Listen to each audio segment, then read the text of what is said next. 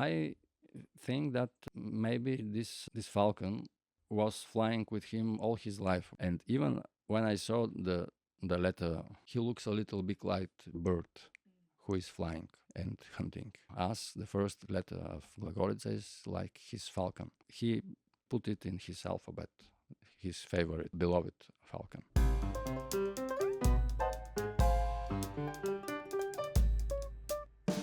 Welcome to Modo di Bere, the podcast about local drinks and local sayings. I'm your host, Rose Thomas Bannister.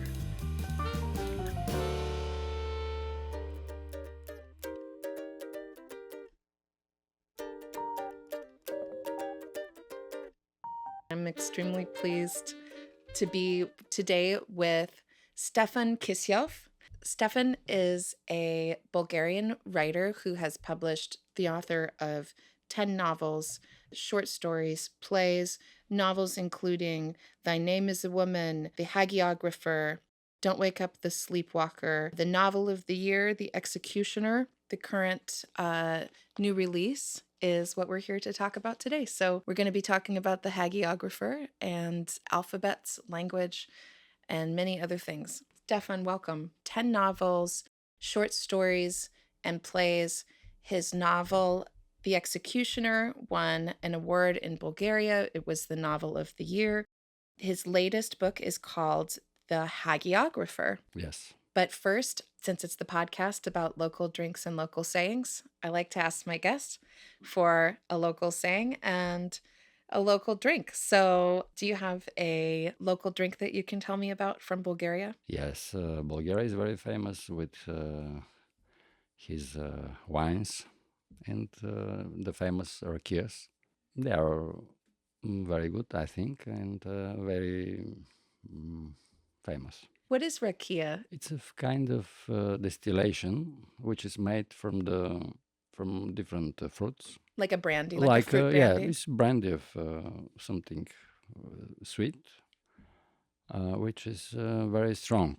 It's maybe sometimes it's very depend of the rakia, of course, but there are rakias which are maybe 60 or 70 degrees strong, which is very, very much. Made from plums or all different kinds of fruit? Yeah, all kind of fruits. Even from wine, you can make rakia from wines, and the rakias from wines are the best because are more fine and more tasty. So let's talk about some local sayings from Bulgarian. If you're going to teach me just a little bit of Bulgarian, what would be a fun phrase for me to know? In Bulgarian, I will pronounce it in Bulgarian, който пее, зло не мисли, which mean who is singing doesn't think about bad things.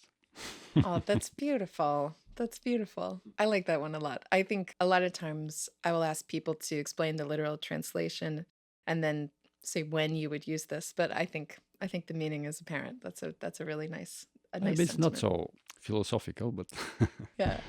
It's the first thing I remember in this moment. I like it a lot. Thank you so much. Let's start talking about the hagiographer. I understand a hagiographer to be someone who writes the biographies of the saints. Is that the correct understanding of the title? Yeah, our biography of the people who will become saints.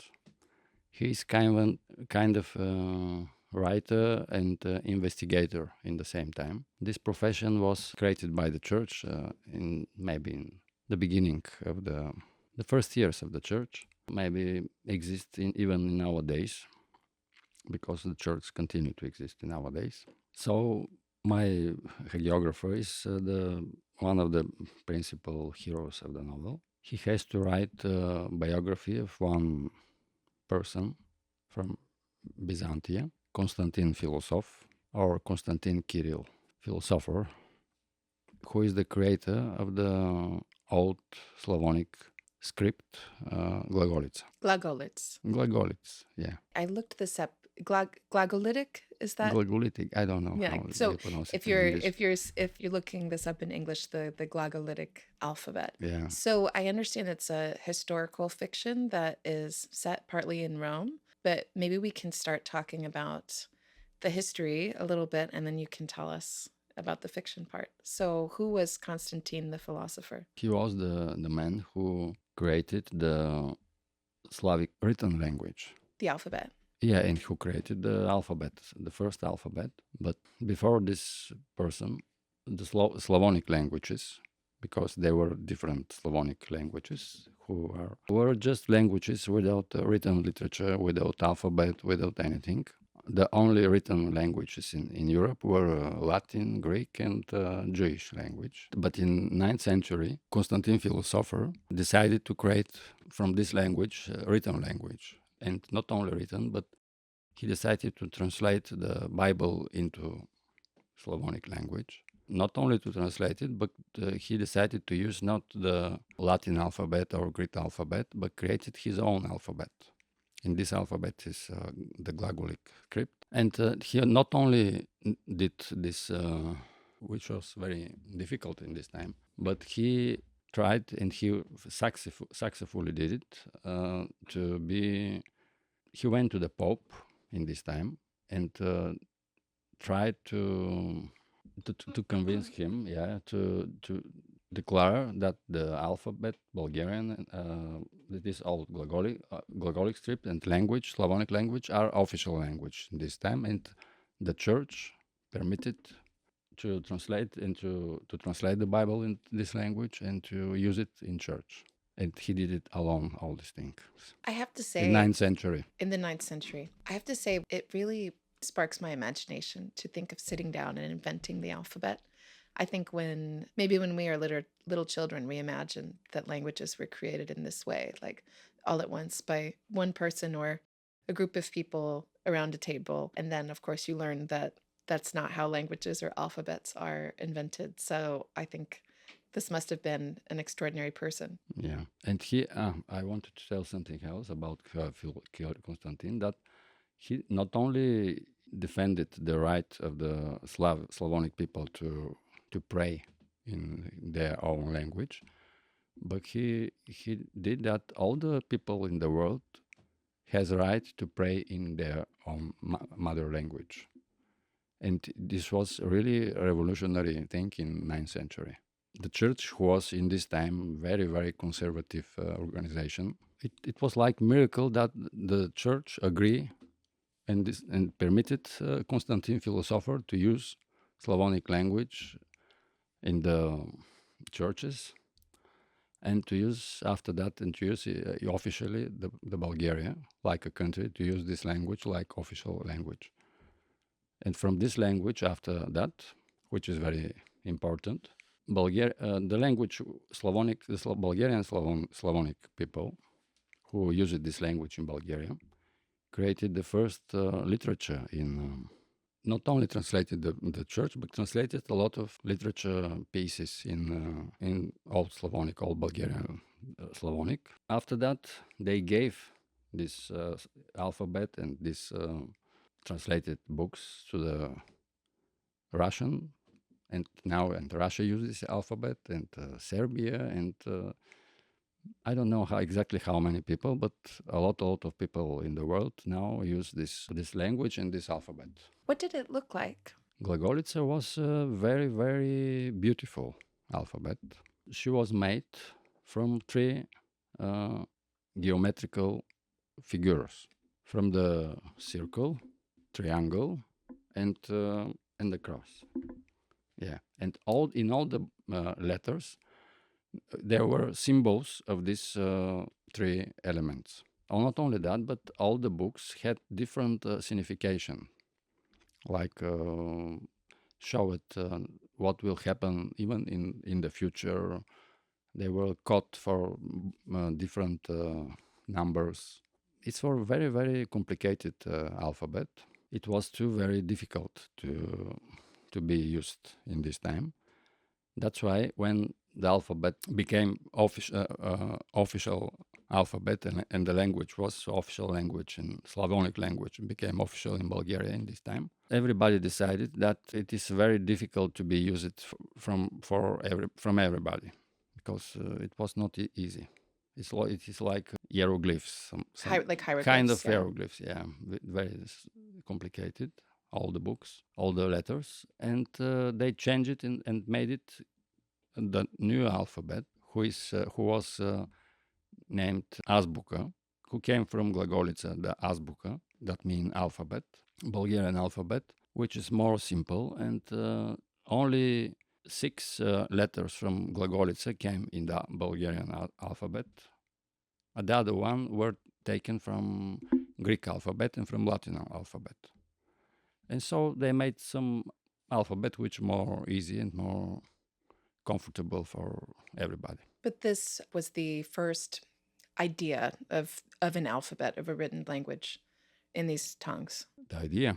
That's the big question for me in my novel, because when I was learned and studied a lot of things about Constantine and I was writing the novel, I was wondering really why he decided to make all these things, what he want to say with this alphabet or with Glagolica, because there are a lot of symbols in this alphabet, especially the first. And finally, I noticed that the first letter of Glagolica, I don't know how to explain it here, but which is like a cross with other a cross in a circle. But if you look it well, you understand. It looks like a person, like man. I mean, that's this alphabet finally, and everybody think that this man is Jesus Christ. Everybody can imagine something different. That this is just a man. This is just a simple man, and this is the alphabet for everybody, for men, which is very revolutionary in this time in 8th century, to make alphabet which created the man in the first place, which is before God and before the religion.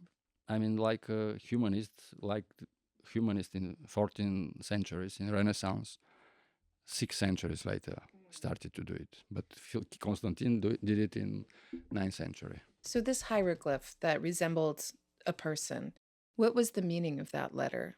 That means me, person, us, because us, that means yes, I, because the first letter in Bulgarian Azbuka, in alphabet, is I, but this is the same pronunciation for the person. So this is another proof that it's not just look like person, but it's the real intention of Constantine to make something like this to show to the people that the importance of the man. That was pretty interesting. Yeah. These circles and crosses and triangles, did those have sacred symbolic meanings as well? Yes, maybe they have a lot of meanings and secrets, but because there are a lot of theories what every letter of this alphabet mean. Because 6 centuries before Leonardo, Constantine the Philosopher was maybe one of the most intelligent and clever people of this time, of his time. He knew maybe 10 or 15 languages. He was very good in philosophies, in mathematics, he created the alphabet, he created new language. He was the father of the Slavonic language. Because all of these languages, in fact, are not Slavonic language or other languages, but they are Constantine languages. He made this language. If Constantine was not created, this alphabet and these phonemes, nobody knows what could happen with all these languages, with all these people who spoke this language. Because language change, and if some language doesn't have literature and he is not written, language disappear. Only the literature and alphabet and schools made from one language, because we have examples that a lot of language from the beginning of the human history disappeared. The language who hasn't had not alphabets and literature didn't. Yeah, they just disappeared. Like a dream. Yeah, there are a lot of examples. So tell me a little bit about the novel, the story that happens. We talked about the history a little bit. So what happens in your book, The Hagiographer? The story is about this hagiographer, who is a very complicated person. He has a dark history. He was criminal and went in the jail. was condemned to death, but survived this. He loves money, he loves beautiful women. He's just a kind of adventurer. But in the same time, he loves God and he wanted to serve to God in this time because he wanted to become a good man and to prove himself that he's a good person. But one day in his home arrive some people, some men, who ask him to go to one very famous and very rich Rome princess who want to see him and to talk with him and give him some money for the time that he will lose. He first doesn't agree, but when he see the money, he agree and go with him to talk with this princess. This Princess Monty, wants from him to that he write a biography of Constantine the Philosopher, explain about him that he came 20 years ago in Rome, that he created one new alphabet, Glagolitic Script, and ask him to write the biography of this saint.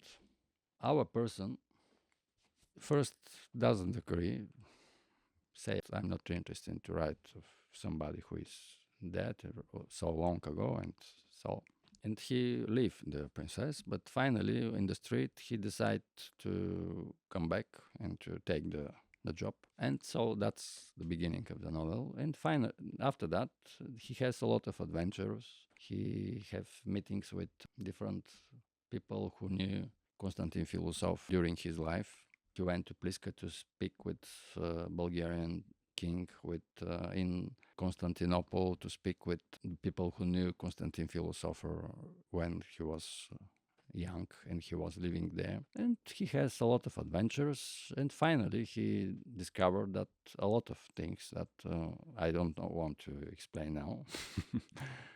Your listeners, because I have to take the secret of the novel to be more interesting for them one day if they decide to read it. The cover design is very beautiful, and there's a picture of a Oh, falcon on the do front. you like it? I'm wondering where the falcon comes from in the story. Yeah, the falcon is not very special, has very special place in this story. First, because when Constantine was very young, that's my hagiographer. He was in a rich family, Byzantine family, lived in this family. And he, like the fashion of this time was that all the children, the boys, has falcons to go to for animals in the forest to hunt, yeah, with these falcons. This was the fashion. It was very modern to have a falcon. And he has one very, very beautiful falcon, very expensive. But when he was once in the forest with this falcon, he lose it. The falcon flied away and he never saw him again. And Constantine was very, very sad about this. He was absolutely disappeared. He started he stopped to eat, to drink water, and nearly 1 week he was nearly dead from this case. He absolutely was in shock after this loss of this falcon, and this loss changed his life finally, because after that he became a different person. He understand that many of the things in this world are not like he wants they to be, and decided to make something very important, very useful in his life. And after that, he decided to create this alphabet and to make from Slavic language written language.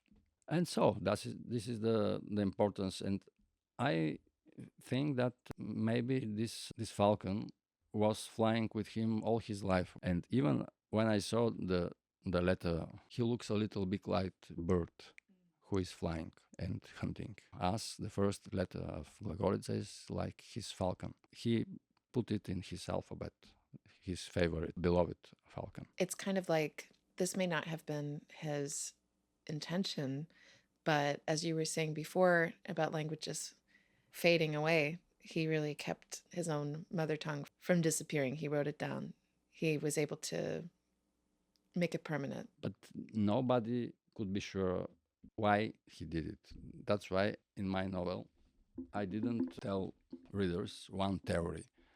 I was making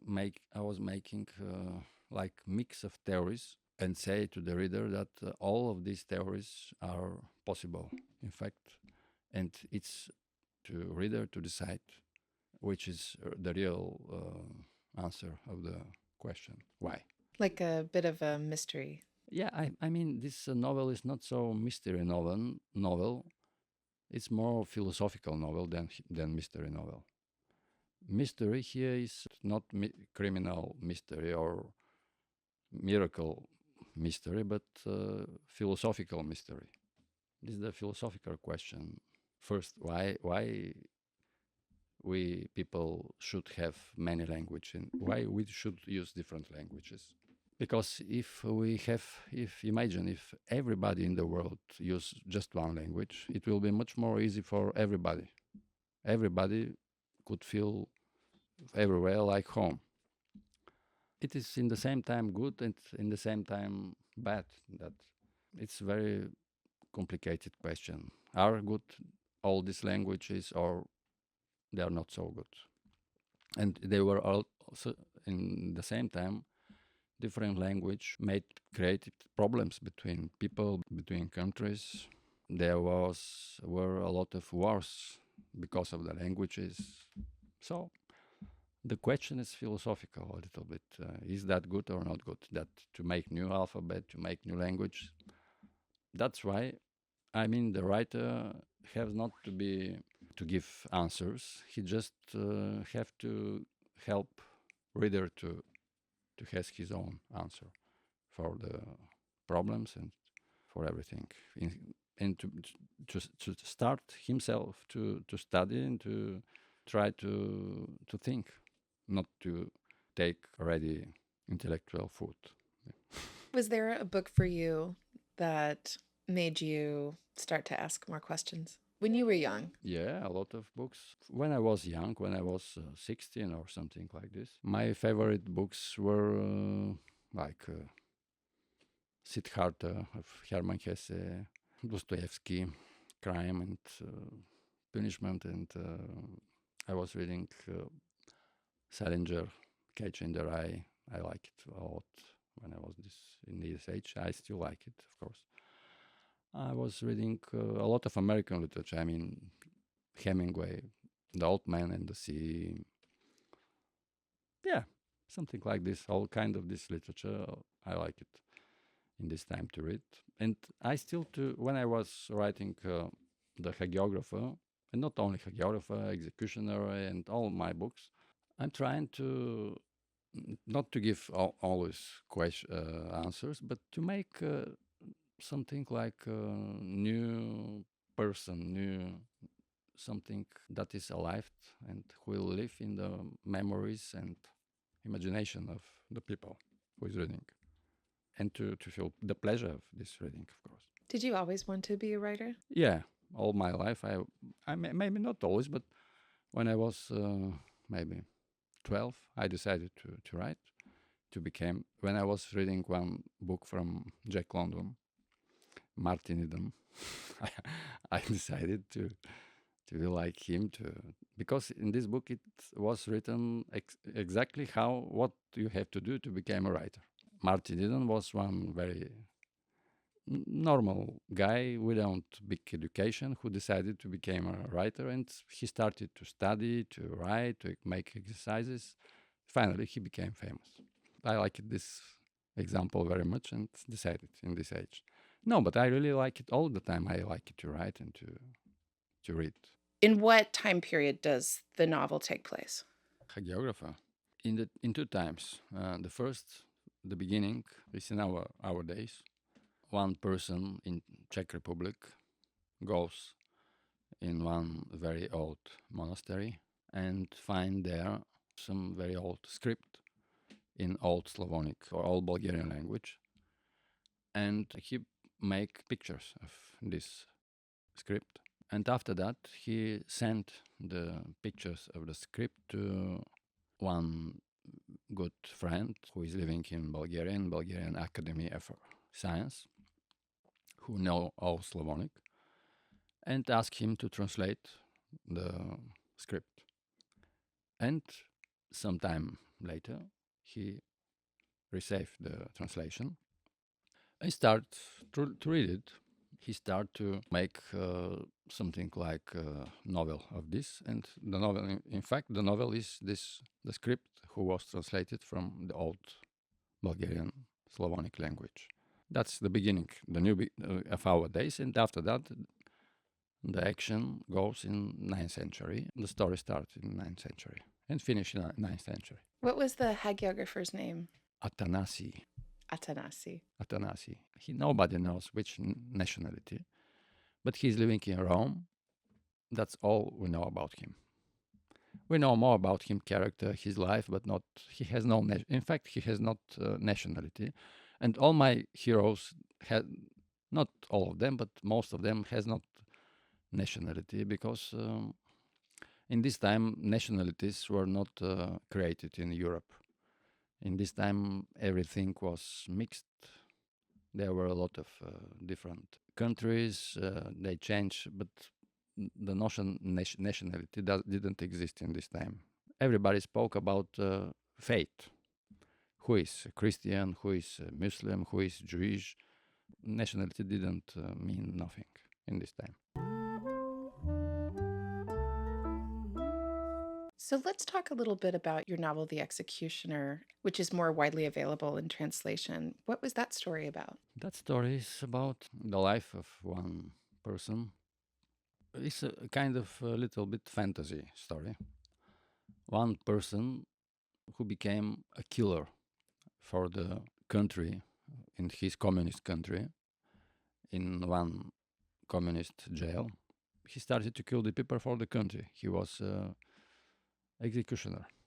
But in the same time, we have all his life. I mean, for me, it was interesting to make something, somebody who is executioner, but to show him exactly what make him executioner and what could be the life of one man if he work or not work, but he became executioner. And I made somebody. It's kind of absurd and black humor novel because during this communism, because the time of the book Executioner is in time of the communism, the life of the people was very different than now. This is one man. His father was from other planet. He came here because his plane was broken and he fell in Earth and made family here. And he was the father of my principal hero. But they had very miserable life in Bulgaria. They were very poor, and the father started to work in one circus. The childhood of my personage was in the circus. His father was a clown, and he became, and even he and the little boy helped his father sometimes to make jokes to the public. And they were very famous in this time in Bulgaria and other European countries when they make a visit with the circus. And but all this time, because the action of the book became with the moment that when my boy, my hero was a little boy, his father told him his story that he came from other planet, and this planet was very beautiful. There were very special things in this planet, very modern. Everybody was very lucky, and things like that. And from this age, my hero started to dream about this planet. And all this time, when he was poor and unhappy, he had the intention to go on this planet, but he didn't know how to go on this planet. He tried everything, but first he started to go in one school to study for pilot, to become pilot, because he decided that in this time there was first cosmonaut. One day maybe he will become cosmonaut and go to his planet. But when he was in the school, this unhappy thing happened that his captain, his chef, his boss in the army, in the school, military school, and he was put in the jail and was sentenced to death. But they told me that we don't kill you if you became executioner, but if you don't become, you will be killed. So he had no choice, and he chose to live and to become executioner. I will tell maybe all the story, but after that, he has a lot of adventures in the jail and in the this, and finally, he became cosmonaut. Finally, Oh, they put him in this Russian Soviet in I forget now in what country, in Kyrgyzstan or the Russian cosmonaut city, and there he made a lot of adventures too. He met him very famous women cosmonaut, make a little bit romance with them, and one day he went to the cosmos with his Russian spaceship. But like everybody knows, Russian spaceships are not so perfect. He had some technical problems, and everything started to be very bad, and he won't be dying maybe. But then happened this miracle, and when he saw in the mirror, he saw one extraterrestrial ship that was from one planet, the planet of his father, and they helped him, of course, to make reparation of his spaceship. And even they told me if he wants, he could go with them in planet of his father. He decided to go with them, but finally, when he saw the planet, he was very sad about his girlfriend, and decided to stay. And that's a little bit like this is the novel. it sounds It's fantastic. very fun, humor, fun, romantic, and a little bit horror. That sounds wonderful. I'm going to read it. I will let our listeners know that while we wait for the translation of Stefan Kisyov's new novel, The Hagiographer, into hopefully many languages, go ahead and look for this novel, The Executioner. Go to your local bookseller, go to your library, and say, help me find this book. It is available in English, Serbian, German, and Czech, as well as the original Bulgarian. And thank you so much for speaking with me today. Do you have any further thoughts about language or writing or anything else that you'd like to share? Thank you very much too. I appreciated your invitation very much. Thank you very much for speaking with me today. To all of our listeners, thank you so much for listening to the show. And remember, wherever you go and whatever you drink, always remember to enjoy your life and never stop learning. Support us on Patreon. Grab the newsletter at motodberry.com and subscribe to the YouTube channel at MotoDberry to watch the travel show, MotoDberry TV. Music for the show was composed by Ercilia Prosperi for the band Oh. Purchase their music at the link in the notes.